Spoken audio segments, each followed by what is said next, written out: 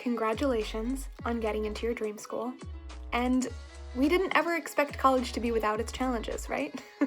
You just probably didn't anticipate this one. Now, it's important in the presence of needing to make a new decision because plans have changed, things are adapting.